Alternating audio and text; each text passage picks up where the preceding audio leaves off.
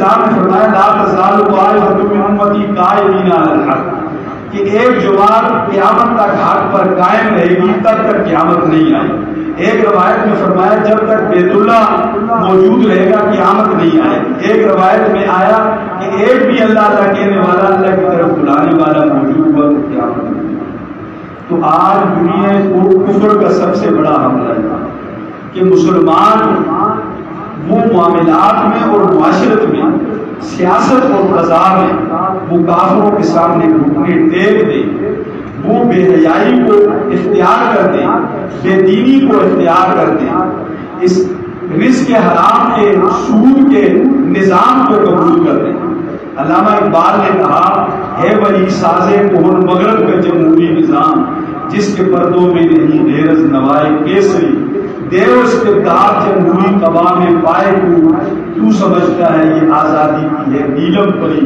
مجلس آئین اصلاح و رعایت و حقوق، طب مغرب میں مزے میٹھے بابا ملی، اس سراب رنگ و بو کو گلستان جائے تو آہ اے نادا کفس کو آشنا سا۔ آج غیر کی کوشش یہ ہے کہ مسلمان جو ہے وہ اپنے دین کو 73 کا جو اسلامی آئین ہے اور اسلامی نظریاتی کوشل میں تمام مذاہب نے اسلام کو غالب کرنے کے لیے جو سفارشات مرتب کی،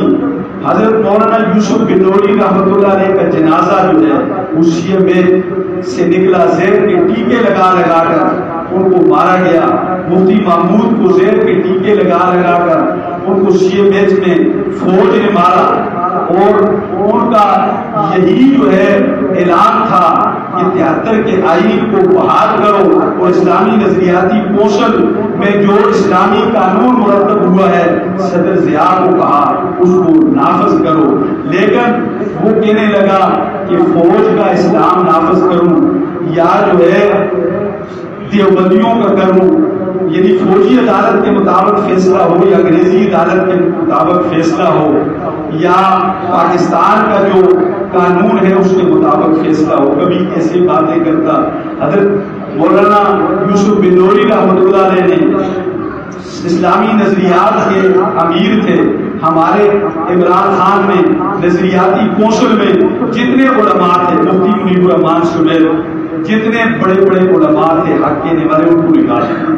اور جو ہمارا پارلیمنٹ ہے اس کا تقدس ختم کر دیا، اس کی خود مختاری ختم کر دی، باہر سے این جی اوز اور باہر کی طاقتوں کے جو کچھ پروگرام اور شیڈول ان کو ملتا تھا اس کو وہاں وہ جو پارلیمنٹ میں حزب اختلاف ہے ان کے مشورے کے بغیر اس کو لاگو کر دیتے تھے، اور یہاں تک کیا کہ سود کے بغیر پاکستان نہیں چل سکتا، اور اسٹیٹ بینک کو ایسے آزاد کیا کہ ہمارا پارلیمنٹ اور ہماری نظریاتی کوشل اور ہماری عدالت عظمیٰ وہ اسٹیٹ بینک کو جو ہے کسی قانون اور کسی قاعدے میں روک نہیں سکتی، ملک جتنی بھی معیشت ہے وہ اسٹیٹ بینک کے تابع ہو۔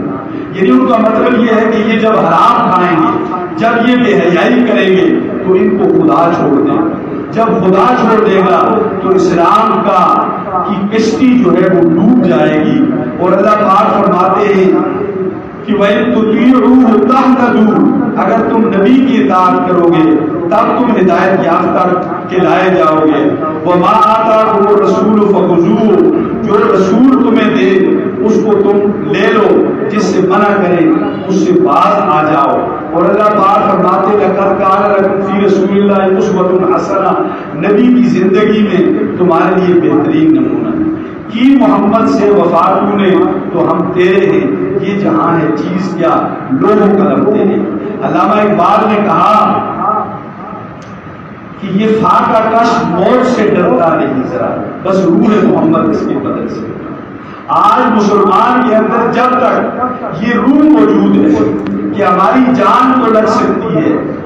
مال تو لگ سکتا ہے، اولاد تو لگ سکتی ہے، وطن تو چھوڑ سکتے ہیں، سب کچھ کو رشتے داروں کو چھوڑ سکتے ہیں، لیکن اللہ رسول کو، اللہ رسول کے دین کو نہیں چھوڑ سکتے جب تک ان میں یہ جذبہ ہے ان کو دنیا کی کوئی طاقت فرما نہیں۔ فرمایا یہ فاقہ کش موت سے ڈرتا نہیں ذرا، بس روح محمد اس کی قدر سے نکال۔ فرمایا کہ فکر عرب کو دے کے فرنگی تخیلات اسلام کو حجاز و یمن سے نکال۔ یمن سے اور حجاز مقدس سے دین کو نکالنے کے لیے بے حیائی کا طریقہ ہے،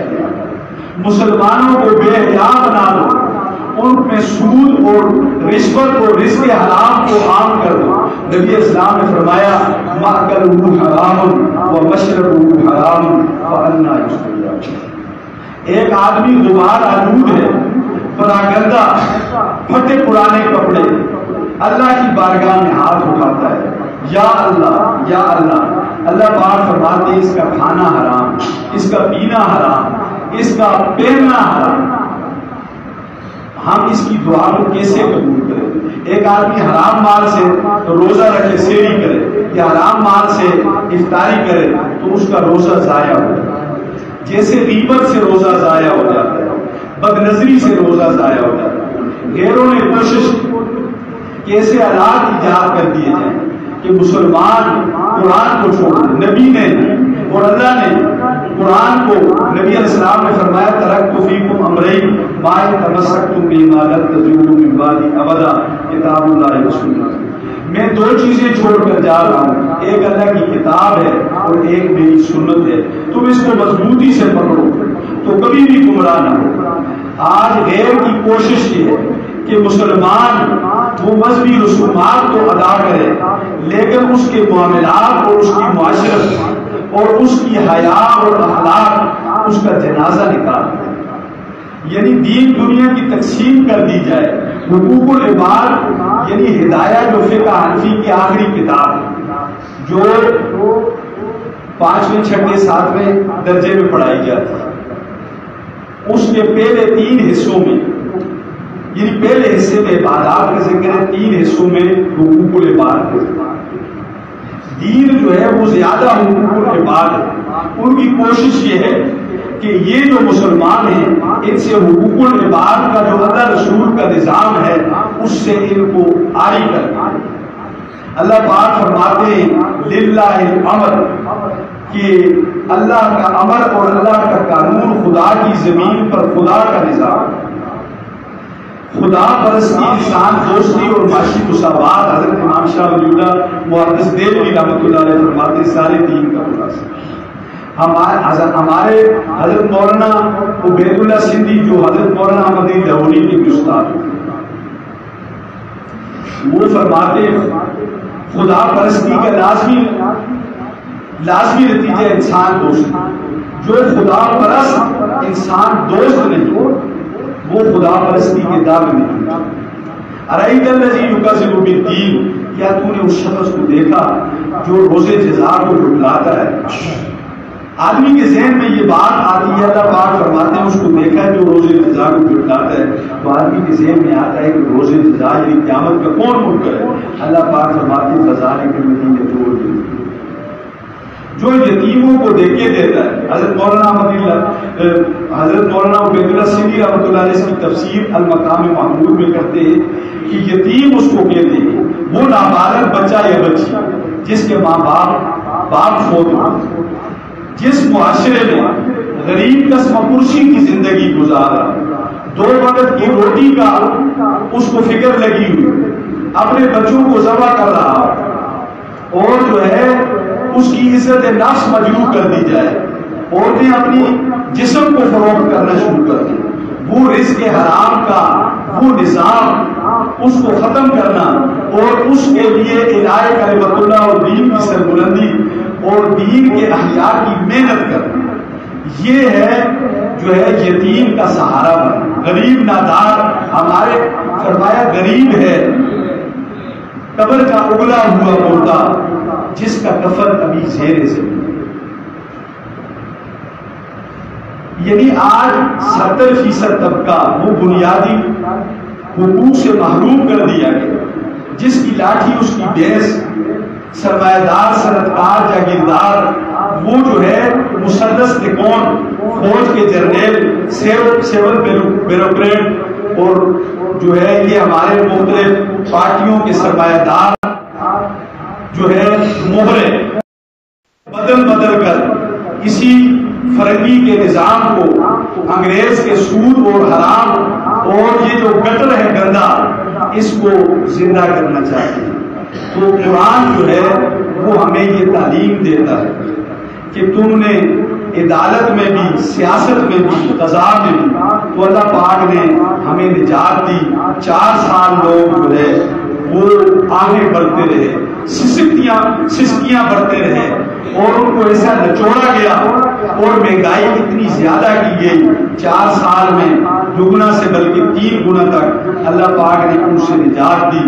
تو نماز کے بعد 2 رکعت شکرانے کے بھی پڑھے کہ اللہ پاک نے ہمیں ایسے غیروں کا جو نمائندہ تھا، ان کا تیار کردہ جو نمائندہ تھا، جس کا مقصد یہ تھا کہ پارلیمنٹ اور عدالت کو، جمہوریت اس سے ختم کر دی جائے اور پاکستان کو اسلامی جمہوریہ کے بجائے عوامی جمہوریہ۔ لیکن اللہ پاک کا وعدہ ہے کہ اللہ پاک نے حق کو قائم رکھنا ہے، اور نبی علیہ السلام نے فرمایا کہ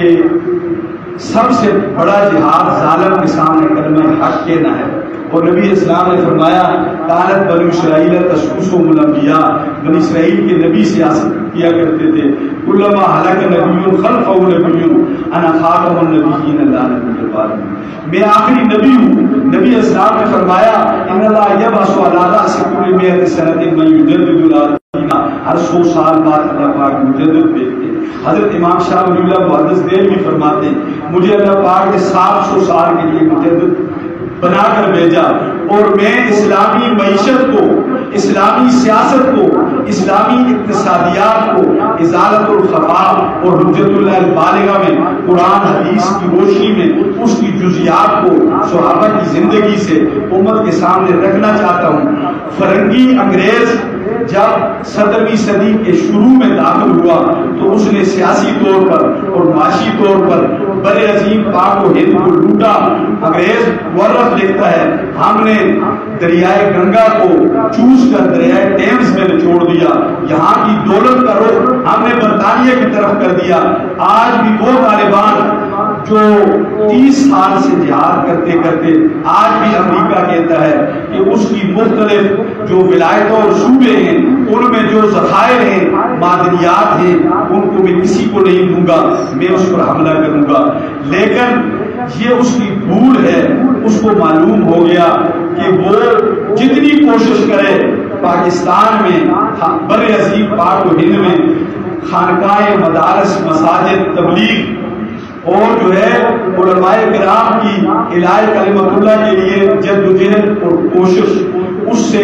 اسلام جو ہے اللہ پاک فرماتے ہیں یا ایھا الذین آمنوا ادخلوا فی السلم کافہ، دین میں پورے داخل ہو۔ ہم کہتے ہیں کہ آدھا تیتر اور آدھا بٹیر جو ہے خدا کو بھی راضی کرے، شیطان کو بھی راضی کرے۔ تو اللہ پاک فرماتے ہیں کہ جب تک ان الذین قالوا ربنا اللہ ثم استقاموا تتنزل علیہم الملائکہ، جو دین کے احیاء اور سربلندی کے لیے کوشاں ہوں گے اللہ پاک ان کی مدد کریں گے۔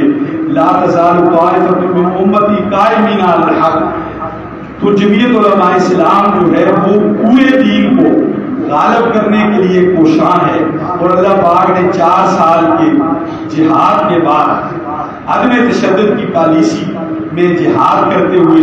حضرت شیخ الہند مولانا محمود الحسن جب سن 1920 کو واپس آئے مالٹا کی جیل سے، تو حضرت شیخ الہند نے خطبہ دیا کہ آج کا جہاد جو ہے وہ عدم تشدد کا جہاد ہے، مکی جہاد ہے، جس کو اللہ پاک نے فرمایا وجاہدوا بجہاد کبیرہ سورہ فرقان میں، اس کو اللہ پاک نے فرمایا یہ بھی جہاد ہے۔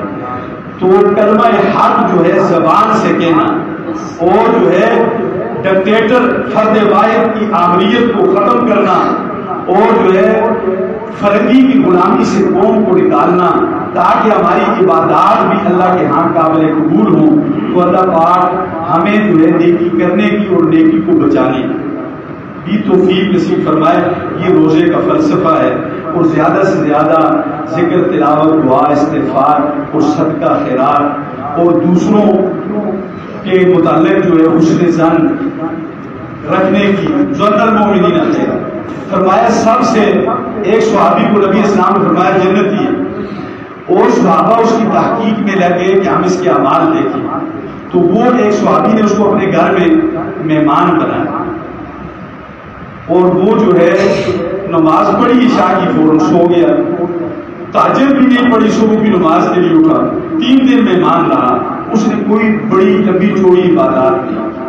اس سے پوچھا کہ تمہیں نبی اسلام نے 3 مرتبہ جنتی کہا ہے، تمہارا کیا کمال ہے؟ اس نے کہا میں روز سب کو معاف کرتا ہوں. میں کہتا ہوں کہ میرے جو بدخواہ ہیں، میرا برا چاہنے والے ہیں، میں نے ان کو معاف کر دیا. تو اس سے ہمارے گناہوں کی حفاظت، ہمارے گناہ اللہ پاک مٹا دے گا اور ہماری نیکیوں کی حفاظت. تو اللہ پاک ہمیں توبہ استغفار